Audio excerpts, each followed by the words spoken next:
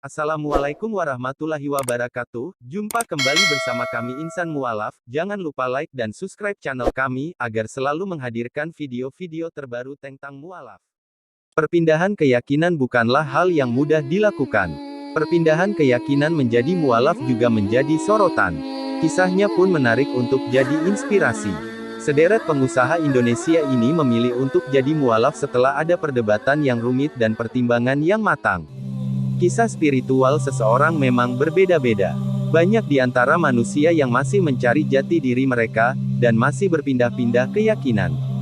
Namun, perpindahan keyakinan ini tentu melalui proses yang sulit dan pertimbangan yang matang.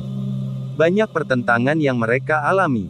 Mulai dari efek untuk diri sendiri, keluarga, hingga lingkungan masyarakat, beberapa pengusaha Indonesia ini mengalami kisah perpindahan keyakinan menjadi seorang mualaf. Ceritanya pun menarik untuk dibahas. Bukan untuk dihujat atau sebagai bahan perbincangan negatif, namun bisa diambil sisi positifnya. Simak ulasan kisahnya berikut ini.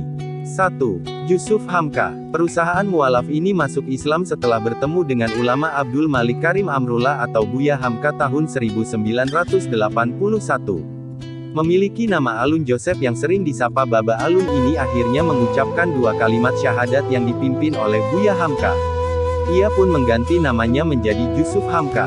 Singkatnya, ia jadi mualaf usai melihat suatu majalah yang menceritakan pengusaha mualaf pada usia 24 tahun. Awalnya, Yusuf Hamka menemui Sekretaris Masjid Agung Al-Azhar Jakarta Ustaz Zaimi untuk menyatakan niatnya masuk Islam. Dari situlah, dia pun dibawa ke rumah ulama terkenal, Buya Hamka. Yusuf Hamka menceritakan alasan Buya Hamka agar segera masuk Islam hari itu juga. Menurut Yusuf Hamka, alasan Buya Hamka agar dirinya segera masuk Islam adalah takut menjadi dosa. Yusuf Hamka adalah seorang konglomerat Indonesia yang dikenal sebagai pemilik jalan tol Desari. Yusuf Hamka juga dikenal sebagai orang yang dermawan, yang sering memberikan bantuan kepada masyarakat. 2. Johari Zain. Johari Zain adalah pendiri dari ekspedisi JNE. Ia merupakan bos mualaf, yang lahir di Medan, Sumatera Utara pada tahun 1954. Diketahui jika keluarganya adalah kelompok pedagang Tionghoa yang menganut agama Buddha. Sekitar tahun 1982, dia memutuskan menjadi mualaf serta menjadikan Al-Quran sebagai pedoman hidup.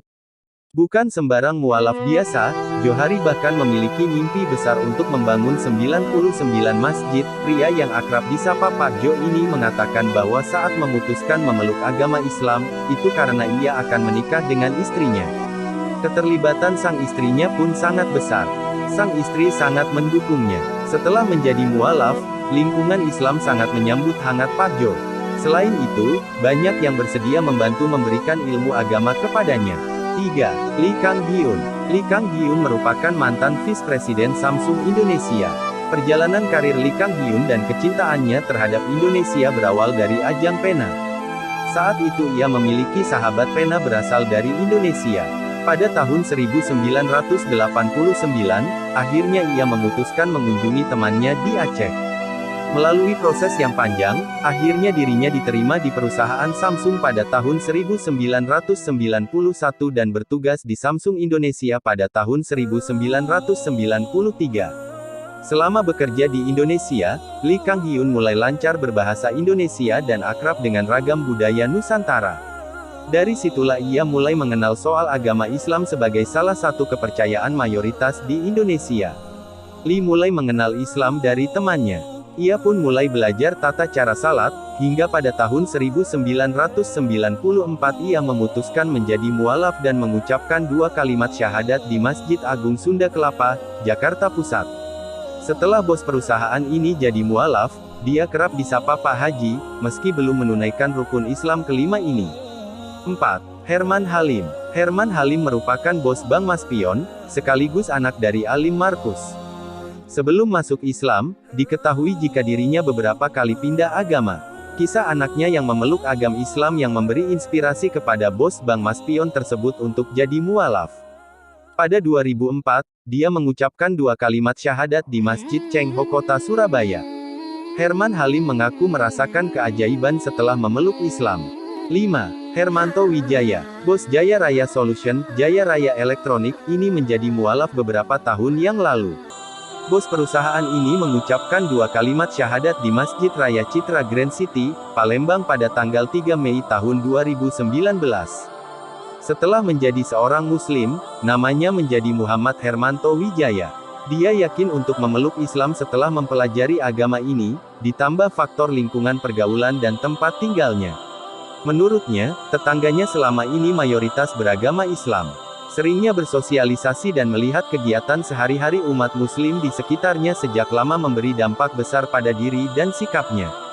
Hingga akhirnya dia yakin untuk mualaf usai mempelajari Islam. Dia pun meminta izin kepada istri dan anak-anaknya. Tak disangka bahwa keluarganya pun memberikan izin. 6. Fitria Yusuf. Fitria Yusuf merupakan CEO PT Citra Marga Nusapala Persada Terbuka.